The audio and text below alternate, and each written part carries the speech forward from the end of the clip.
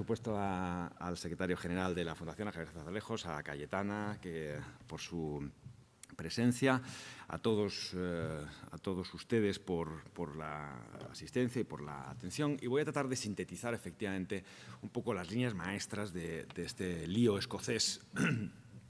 y cómo se ha ido gestando, básicamente en sus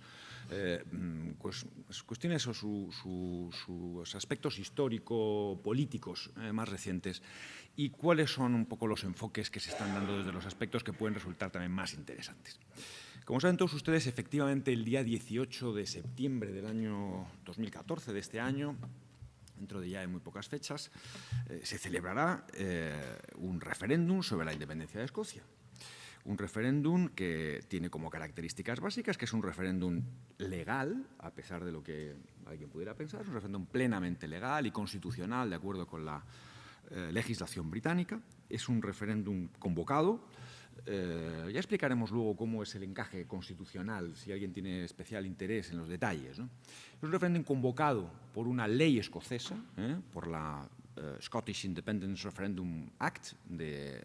17 de diciembre de 2013, sancionada por la reina Isabel el 17 de diciembre de 2013, y es una ley que tiene un sustento previo, veremos luego, insisto, algunos detalles, pero un sustento previo en un acuerdo político que se fragua entre el gobierno británico, el gobierno del Reino Unido y el gobierno escocés, el llamado Acuerdo de Edimburgo, que es de 15 de octubre de 2012, después de haberse producido una serie de acontecimientos en el cual, esencialmente, el gobierno británico se compromete a autorizar, a permitir o adoptar las disposiciones constitucionales necesarias para que pueda llevarse a efecto la convocatoria por parte del Parlamento británico a través de una ley del referéndum de independencia de Escocia. Además de ser un referéndum legal, de acuerdo con la legislación británica y constitucional,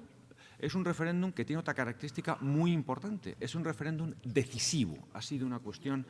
crítica en todo el proceso de gestación de este referéndum. No es un referéndum consultivo para conocer la opinión más o menos ilustrada en relación con un proceso, con unas, como se había planteado en algún momento, sino que es un referéndum en el que se va a plantear de una forma muy directa una pregunta tan directa como ¿Should Scotland be an independent country? ¿Debe ser Escocia un Estado independiente? Y la respuesta es yes or no, sí o no. Hay una papeleta para poner la cruz correspondiente y eso es la única decisión que se adopta en este referéndum. Insisto que después de algunas idas y venidas en relación con esta cuestión. Con lo cual, la consecuencia, según están los acuerdos de Edimburgo del año 2012, es que producirá el efecto de la escisión o la separación de Escocia del Reino Unido, en el supuesto de ser favorable. Supondrá seguramente el nacimiento, o supondría el nacimiento, en el supuesto del sí, de un nuevo Estado de la comunidad internacional, una Escocia independiente, denominado así, según ellos mismos dicen, Escocia, sin más. Y eso se haría, según las previsiones del propio Acuerdo de Edimburgo, después de un proceso de transición que tendría lugar después del referéndum, no muy largo, pero suficientemente extenso, de 18 meses, según está concretado, en el cual se adoptarían los acuerdos, digamos, operativos para hacer viable la materialización de la separación de Escocia del Reino Unido en el supuesto de ser favorable, a través de una serie de disposiciones legales y técnicas que luego podemos entrar en ellas si les interesan. Hace muy pocas fechas, en este mes de junio del 2014, luego me referiré yo también, de hecho ha presentado el gobierno británico un proyecto de ley que llaman ellos una Independence Bill, un proyecto de ley para regular la independencia en el que se contemplan todos estos aspectos técnicos relativos a cómo se produciría materialmente el proceso de separación en el supuesto de resultar victorioso el sí en la consulta. Y además se acompaña o se incluye en ese Independence Bill, en ese proyecto de ley de independencia, que no se ha presentado todavía al Parlamento, que se presentaría solo en el supuesto de salir el sí, según dice el gobierno escocés, Ese Independence Bill contiene también un proyecto de constitución para Escocia, que tiene su interés, un proyecto de constitución, una constitución interina para regular todo ese proceso hasta la elaboración de una constitución definitiva, dicen ellos, de Escocia, con las características que establezca ya una nueva convención o convención constitucional que redactaría la constitución definitiva. Hay un proyecto de constitución, por tanto, ya redactado y está publicado y lo tienen ustedes plenamente disponible. ¿Qué dicen los sondeos? Una pregunta importante, porque esto se va a producir dentro de muy poco, el 18 de septiembre, ¿no? Dentro de muy pocas semanas en realidad, ¿no? ¿Qué dicen los sondeos? Los sondeos, en términos generales, todos los que se han publicado hasta la fecha, que se hacen muchísimos en Inglaterra, y además, perdón, en el Reino Unido, y además muy rigurosos, en fin, por institutos muy acreditados, todos ellos vienen a coincidir en el dato de que la respuesta en favor del sí tiene un respaldo minoritario. En todo caso, todos los sondeos publicados, no hay ni uno solo que se haya publicado, se han publicado decenas de sondeos, ninguno pronostica una respuesta favorable a la independencia de Escocia, eso es cierto. También es verdad que se aprecia con el paso del tiempo, viéndolo con perspectiva, no de mes en mes, sino con cierta perspectiva, que se ha ido produciendo un acortamiento de las posiciones y un incremento de las posiciones del sí respecto al no. Yo recuerdo cuando estuve en el seminario que organizamos en FAES, que era justo después de haberse producido el statement del gobierno británico en el 2012, recuerdo que fue a esas las fechas. Las encuestas de opinión que se daban entonces se situaban en torno a un 70-30 para entendernos, 70-30 aproximadamente, que son las que se manejaban por los institutos de opinión. Hoy en día casi todas las encuestas están en un 50-40. Más o menos, 52, 53, 36, 38, por ahí, 50-40. Las más proclives al gobierno escocés, pues porque las promueven ellos, o la prensa escocesa, pues tienen un porcentaje mayor y otras menor. La BBC, por ejemplo, la incontestable BBC nacional, que publica unos trackings regulares en relación con el referéndum, el último hace unos días, está 53-36, por a quien le interese, 53-36. Y lo mismo vienen a coincidir los dos grandes institutos de opinión que están haciendo encuestas también con trackings permanentes, que son YouGov y el Instituto Ipsos Mori, que más o menos están también en esos mismos esquemas. Lo digo para que se sitúe. Hay un web que se llama whatscotlandthinks.com, donde tienen todas las encuestas, donde hay unos trackings permanentes y además se va haciendo un resumen de todas las encuestas que se van produciendo. Tiene hasta 65 o 70 encuestas que las van ellos ponderando, etcétera, y tiene mucho interés si alguien quiere seguir un poco cómo se va produciendo el desarrollo, digamos, demoscópico de todo este proceso. Sin embargo, en mi opinión, hay un elemento muy importante, antes lo hablábamos en la comida, que yo creo que en realidad produce cierto desenfoque de toda esta cuestión. En este referéndum hay una característica muy importante, que es la primera vez que se incorporan a la votación, con una cesión, yo creo que bastante absurda, en mi opinión, del gobierno británico en los acuerdos de Edimburgo, los votantes de 16 a 18 años, es la primera vez que se produce. En fin, resulta sorprendente que la primera vez que se somete a votación, o la primera vez que pueden votar jóvenes de 16 años, es un debate, pues en fin, que hay en varios países y también en España, de algunos, en fin, la primera vez, pues en lugar de abrirlo, pues no sé, para decidir sobre unas becas o para decidir sobre unas elecciones locales, pues lo abramos en una decisión tan trascendental como esta, es decir, a unos chicos a los que no se les permite tomar una pinta en un pub, sin embargo les decimos que pueden votar para decidir sobre la independencia de Escocia o comprarse un paquete de tabaco, que es lo que estamos diciendo, ¿no? Y bueno, pues esto produce un sesgo en estos resultados. El gobierno escocés ha estado muy empeñado en ello porque eso tiene mucha trascendencia desde el punto de vista práctico y yo creo que eso va a producir, junto con el pronóstico de una elevada abstención, produce unos sesgos en los análisis demoscópicos que hacen todo esto, sinceramente, bastante más peligroso de lo que parece. Digo peligroso porque, en fin, avanzo que obviamente me parece una tragedia para el Reino Unido y me parece una tragedia para Europa en general y también para nuestro país, el simplemente contemplar la posibilidad, creo que todavía remota, de que pudiera salir triunfante el sí en el referéndum de independencia. Por otra parte, es muy importante destacar que el referéndum de independencia de Escocia es una cuestión capital. Es decir, Escocia no es una cuestión menor dentro del Reino Unido, no es en fin, pues una islita que hay de estas que tienen a docenas los ingleses por ahí, en el Caribe o en Oceanía, ¿no? Una colonia extrambótica, ¿no? El Reino Unido forma parte esencial del Reino Unido. Es una parte constitutiva, vitalmente constitutiva del Reino Unido. En términos territoriales significa algo tan importante como que es 1/3 de su territorio. La tercera parte de todo el Reino Unido es Escocia, ni más ni menos, 1/3. Es verdad que en términos de población significa algo menos, son 5,2 millones, que no es tampoco poco relevante, son 5,2 millones, un 8% de la población aproximadamente, representan en torno a un 10% del PIB, sobre todo si se toman en consideración los ingresos o las rentas producidas de las explotaciones de gas y de petróleo del Mar del Norte, son en torno a 250.000 millones de euros sobre un PIB del Reino Unido de 2,5, lo cual significa un 10% del PIB del conjunto británico. Es una parte esencial del Reino Unido en términos históricos también, ya no solo económicos y territoriales. En términos históricos, el Reino Unido existe precisamente por la integración de los reinos de Escocia y de Inglaterra. Se produce a través de la unión real o una especie de unión real en 1603, con un primer monarca que asume las dos coronas, un monarca escocés, por otra parte, que asume las dos coronas y que inaugura la dinastía de los Estuardo en Inglaterra de una forma esencial para el devenir de la integración, y que a partir de 1707, con la firma de los Tratados de Unión, en un proceso además interesantísimo desde el punto de vista de su génesis histórica, cómo se va produciendo durante esos 100 años la progresiva integración de Escocia con Inglaterra, a través de esa embrionaria unión real,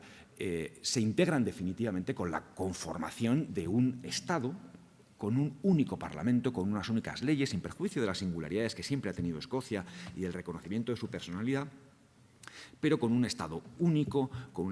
en la comunidad internacional, con un Parlamento único, instituciones de gobierno únicas, con un sistema jurídico también muy integrado y con una estructura evidentemente estatal en todas sus manifestaciones exteriores. Por tanto, es una cuestión, insisto, capital. No es un asunto menor para el Reino Unido, no es un asunto accesorio, no es un territorio poco relevante para el Reino Unido. En Escocia, por otra parte, igual que sucede en España, las relaciones comerciales más importantes que se producen de Escocia son obviamente con el resto del Reino Unido. 2/3 partes de todas las exportaciones o de todo el comercio de Escocia, 2/3 partes son con el resto del Reino Unido, con Inglaterra, naturalmente. Las instituciones, por ejemplo, financieras escocesas, que son tan importantes, los grandes bancos y las instituciones financieras de todo orden, de empresas de seguros, sectores de bolsa, etcétera, escocesas que son muy, muy importantes, el 90% de sus clientes, más del 90% de sus clientes son ingleses. El porcentaje de ingleses que viven en Escocia y de escoceses que viven en el Reino Unido es inmenso, enorme respecto a su propia población. Es decir, el grado de imbricación que existe es realmente fabuloso. Una consideración adicional también es, como decía antes Ignacio Astarloa, es obvio que, y por eso estamos además aquí, en un seminario aquí en la Sierra de Madrid en el mes de julio, esta cuestión es una cuestión relevante desde el punto de vista del Reino Unido, pero qué duda cabe que tiene una importancia capital, no solamente para el Reino Unido, sino también para el resto de Europa y, por supuesto, también para España. Para la Unión Europea, porque es la primera vez, en realidad, que se aborda o que se tiene que enfrentar Europa a un proceso de estas características, de una secesión de una parte esencial del territorio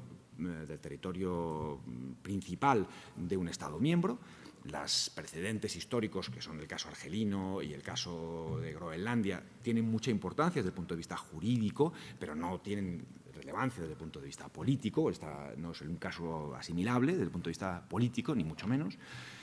Y, por otra parte, es evidente que el nacionalismo español, en todas sus manifestaciones, pues ha tomado como un referente permanente, y está tomando en la actualidad un referente permanente, el proceso independentista escocés. Es también bastante obvio. Lo cual es curioso porque en un primer momento fue justamente al contrario, es decir, el nacionalismo escocés tomó como un gran referente de sus propios planteamientos y de su propio proyecto político el nacionalismo español y como objetivo de llegar a casi la consecución de la situación política, por ejemplo, del País Vasco o de Cataluña, pero muy principalmente del País Vasco en términos económicos, por ejemplo, ¿no? Y ese referente pues, parecía haberse invertido. Estamos ahora mirando muy directamente a Escocia. Las declaraciones parlamentarias son permanentes, las que se están produciendo por parte de todos los parlamentos, en las comunidades autónomas, digamos, en el País Vasco, en Cataluña muy singularmente. Las declaraciones políticas de apoyo, el seguimiento del tema en los medios de comunicación es, por supuesto, obvio. Se han producido resoluciones, por ejemplo, hay alguna de ellas, la de 16 de febrero de 2012, con la abstención del Partido Socialista de Cataluña y con el voto en contra, naturalmente, del Partido Popular, en la que se hizo un respaldo expreso del proceso escocés. Y la proposición, por ejemplo, de ley orgánica que presenta el Parlamento de Cataluña y que se debatió el 8 de abril de 2014 en el Congreso de los Diputados en relación con la transferencia de competencias a Cataluña para la convocatoria o para la celebración de una consulta de estas características, hace referencia explícita al proceso escocés y al referente comparado de Escocia. Por tanto, este es un asunto que desborda el ámbito de lo que es el Reino Unido y entra muy de lleno en los intereses de todos aquí. La gran pregunta que se hace, o que que se hace desde el nacionalismo, la gran pregunta interesada que se hace desde el mundo nacionalista es evidente. ¿Por qué en Escocia puede celebrarse un referéndum de estas características? ¿Por qué el gobierno del Reino Unido ha accedido a la pretensión de Escocia de celebrar un referéndum de independencia y no puede celebrarse en España? Por las mismas razones o por los mismos motivos políticos que allí concurren. Esa es la gran pregunta, el gran debate que introducen en España los nacionalistas, en el cual podemos entrar, yo creo que a fondo en el debate si tienen ustedes interés en ello, como es natural, porque creo que es el gran debate que se produce en España en estos momentos en relación con Escocia. Me gustaría señalar, desde el punto de vista histórico, voy a ser muy telegráfico, porque efectivamente, como decía Ignacio, primero, no quiero ser pesado, porque esto nos podríamos pasar la tarde entera hablando del asunto, y segundo, porque además está publicado, es decir, estas reflexiones, digamos, un poco históricas de cómo se ha gestado el proceso, las tienen ustedes en los cuadernos de pensamiento político de FAES, un poco pues, con toda su sucesión de acontecimientos y una, yo creo que correcta descripción de los elementos principales del proceso. Pero es relevante destacar varias cosas. La primera de ellas es que todo este proceso, o todo este lío, vamos a decir así, que ha conducido a que hay el 18 de septiembre un referéndum sobre la independencia de Escocia, ni más ni menos, que lo iba a decir, se ha producido en relativamente poco tiempo. Es decir, se ha producido en muy pocos años, desde el año 98 como mucho, y más bien yo diría que desde el año 2007. Prácticamente en 7 años se ha armado todo este gigantesco lío, lo cual demuestra, en fin, cómo se producen las cosas en muchas ocasiones. Si recuerdan ustedes, o como ustedes saben perfectamente, en el año 79 hubo ya un primer referéndum que convocaron un partido laborista agonizante, el de James Callaghan, justo ya al final de su periodo de gobierno, para llevar a cabo la devolution, que llaman ellos, la creación de un régimen, digamos, de autogobierno en Escocia, en el año 79, un referéndum que se celebró el 1 de marzo del año 79, en el cual no tuvo la mayoría suficiente en el pueblo escocés. Era un referéndum, además, post-legislativo. Ya existía la ley y se trataba de otorgarle vigor o no otorgarle vigor, en el que se sometía a consulta si debía existir un parlamento en Escocia, básicamente, ¿no? Y la respuesta fue, por un 51% salió que sí, la respuesta, pero no alcanzó el umbral mínimo de votos de ese 40% que se exigía, y por consiguiente, porque votaron el 32% escoceses nada más, fíjense, y la propuesta fue descartada. La siguiente vez que se retoma en tiempos recientes la cuestión se produce con la victoria electoral de Tony Blair en el año 97, que al poco tiempo de llegar, muy pocos meses después, la victoria es en la primavera, el referéndum se celebra el día 11 de septiembre del 97, tiene lugar en este caso un referéndum pre-legislativo, antes de hacerse una ley, al pueblo escocés, en el marco pues, de toda esta batería de grandes reformas constitucionales que quería y que de hecho llevó a cabo el gobierno de Tony Blair en el Reino Unido, de muy diverso tipo, una de las cuales es la redefinición de las relaciones territoriales en el Reino Unido.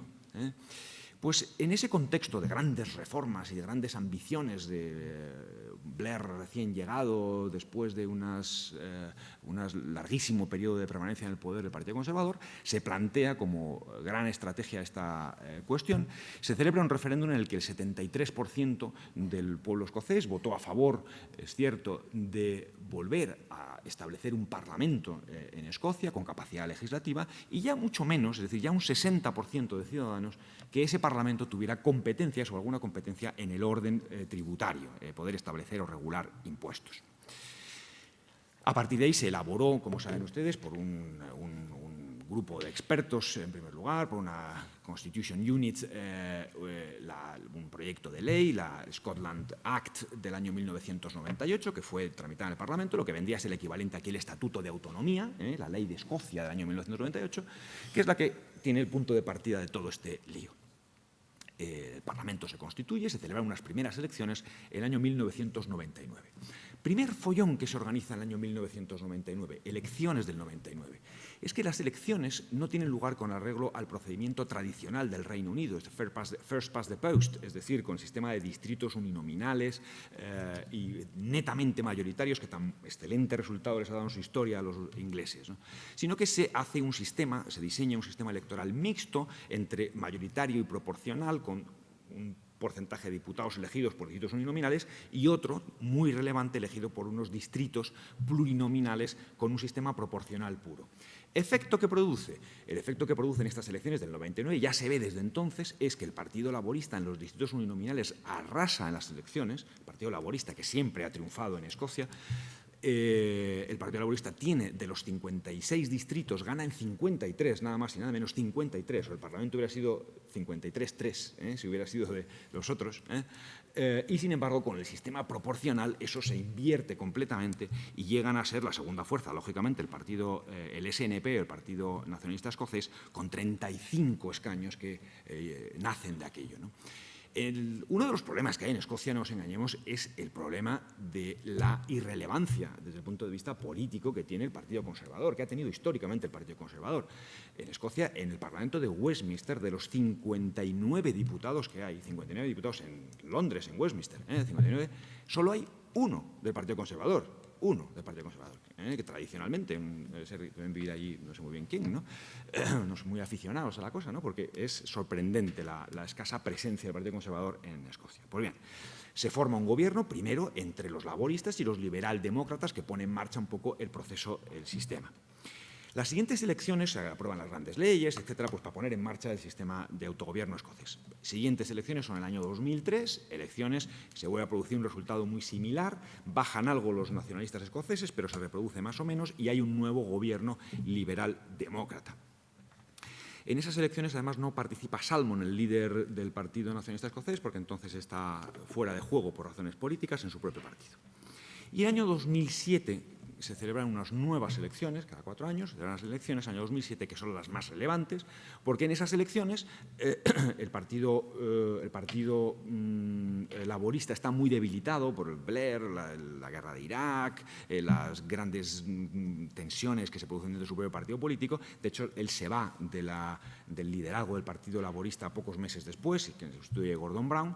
y se producen unas elecciones con una mayor excitación nacionalista y se produce una victoria por un solo escaño, además no en los distritos uninominales, sino en los distritos aplicando el sistema proporcional, por un solo escaño del Partido Nacionalista Escocés, por un solo escaño. Aunque, sin embargo, naturalmente, en términos de voto real de la población, el porcentaje de voto entre, digamos, los unionistas, vamos a llamar así, o los partidarios o los que no ponen en cuestión la unidad del Reino Unido, y los independentistas es 60-40 a favor de los unionistas. Es decir, en esas elecciones, 2007, sí, gana por un escaño el Partido Nacionalista Escocés, pero el 60% son votos de partidos unionistas. Pese a lo cual, sin embargo, a los 2 meses de haber estado en el gobierno, primero, se comete posiblemente un cierto error de cálculo político, porque con ese escaño de diferencia se cede el gobierno, además un gobierno en exclusiva y minoritario, al Partido Nacionalista Escocés, le da el gobierno, es cuando llega el gobierno Salmond, y ya inicia un proceso de radicalización incesante a los 2 meses, presentando ya un primer documento, el documento este que he comentado en alguna ocasión, un white paper que se llama Choosing Scotland Future, que ya plantea abiertamente la necesidad de dar al pueblo escocés la capacidad de decidir libremente su futuro, el convocar un referéndum, y ya incluso se plantea hasta una propuesta, 2 meses después de llegar al gobierno, una propuesta para la convocatoria de un referéndum relativo a la independencia de Escocia. Esto se intenta contrarrestar desde el lado unionista con una estrategia que es la de, en fin, esta llegada del nacionalismo que se produce de la manera que he dicho, con una respuesta política, que es con la creación de una comisión de expertos, una comisión que se llamó la Comisión Kalman, una comisión muy importante cuyos resultados merece la pena leer, en los cuales pues, lo que se hace es tratar de buscar una salida a esta pretensión nacionalista, es decir, hombre, es verdad que el sistema tiene pocas holguras para el gobierno o para la autonomía escocesa y que como consecuencia de ello es necesario darle un refuerzo en sus competencias, fundamentalmente un sistema de mayor capacidad fiscal, mayor corresponsabilidad, otorgarle más responsabilidades en los impuestos, que es el proyecto del informe Kalman. Proyecto que hace suyo el gobierno británico y que además plasma en una reforma de la Scotland Act del Estatuto de Autonomía, estamos hablando que 7 años después de haberse aprobado nada más, en lo cual se intenta dar un vuelco importante en la asunción de competencias por parte de Escocia, sobre todo en el terreno, insisto, fiscal, en otorgarle muchas más competencias fiscales y en otros terrenos, pero sobre todo en el orden fiscal. Eso, naturalmente, no produce ningún efecto en el gobierno escocés, que sigue con su ofensiva y lo que plantea como mucho es una estrategia de decir, señores, es imprescindible que rechazamos esta propuesta que se hace desde el informe Kalman, que está hecho por las fuerzas unionistas y por el gobierno británico, y aceptamos el que pueda debatirse o que pueda convocarse una consulta con una doble opción, con una doble base, con una doble pregunta, que ha sido siempre la pretensión escocesa. Una, que sería lo de ir a una fórmula que se conoce como Devo-Max, porque la anterior, la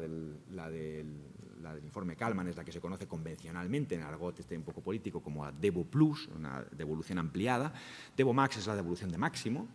O podemos ir a la Devo-Max, que consistiría en prácticamente tener todas las competencias fiscales. Ellos además citan expresamente País Vasco y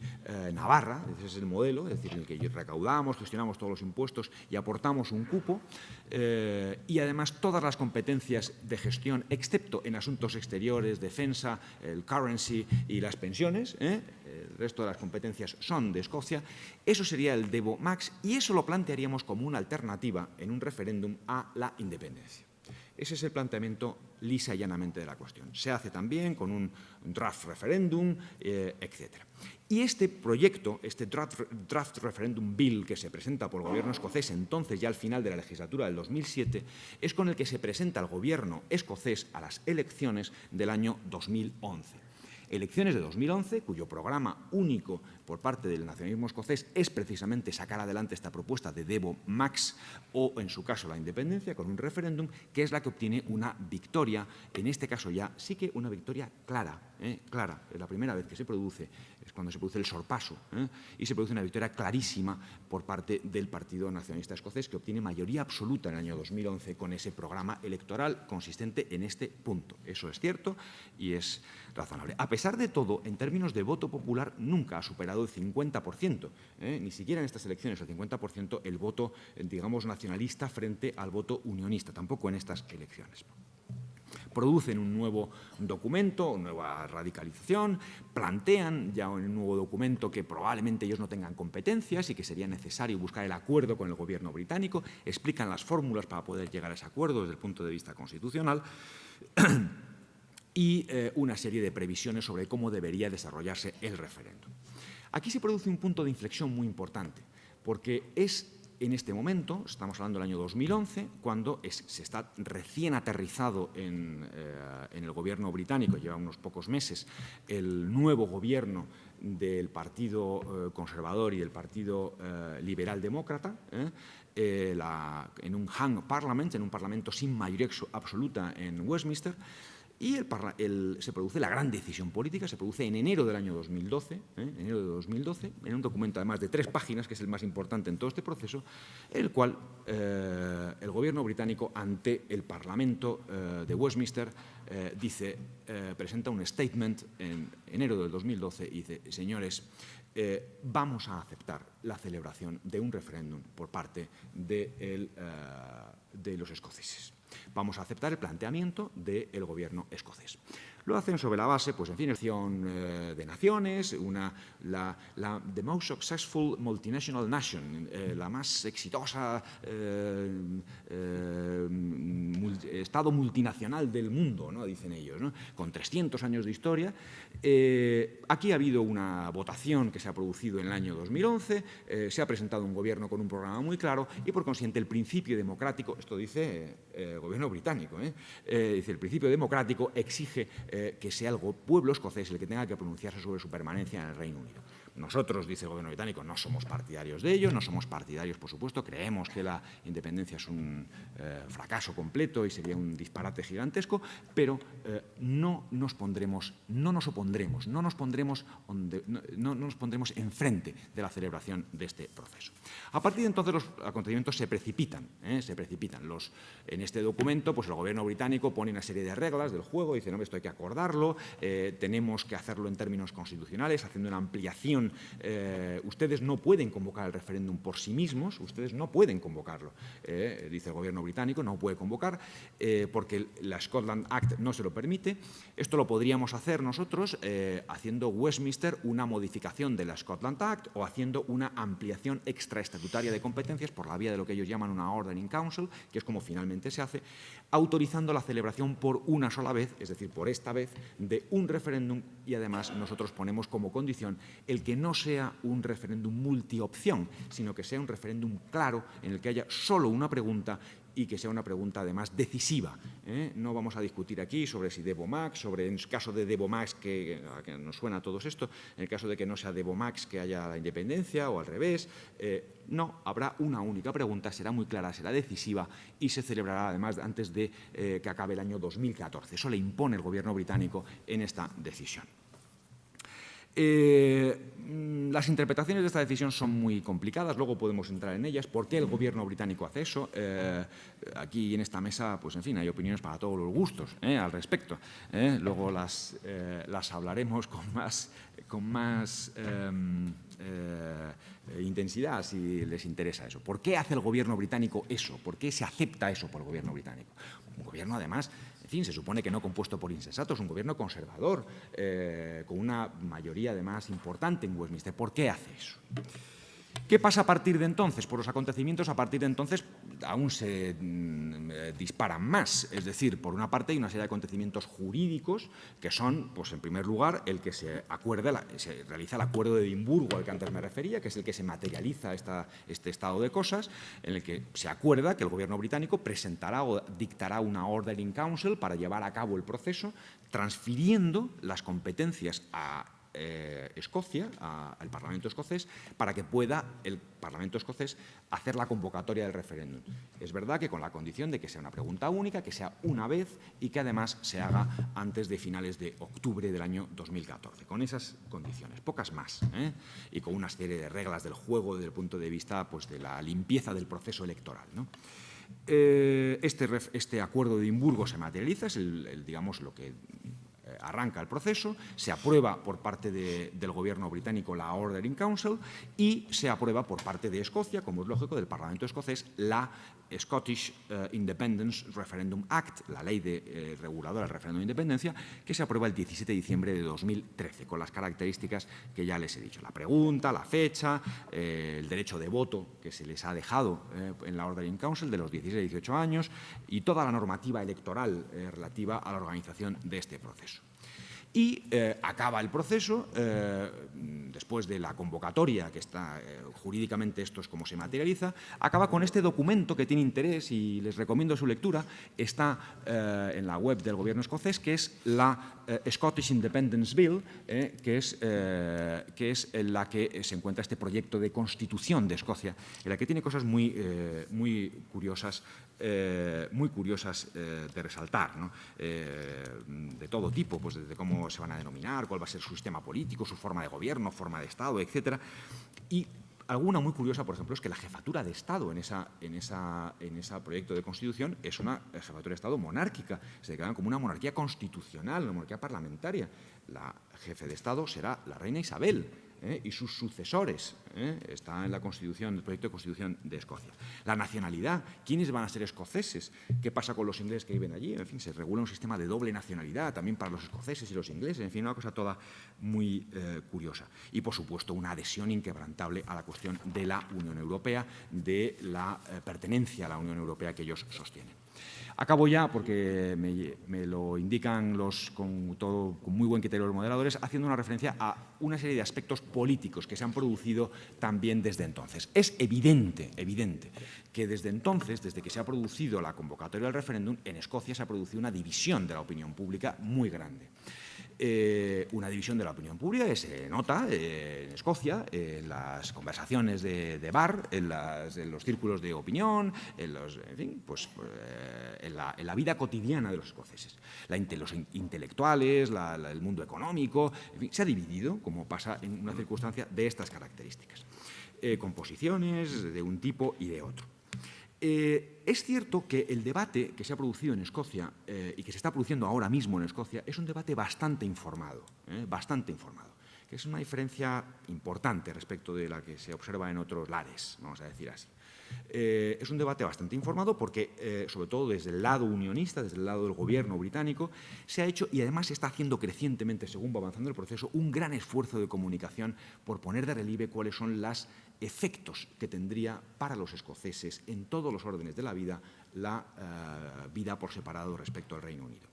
Me gustaría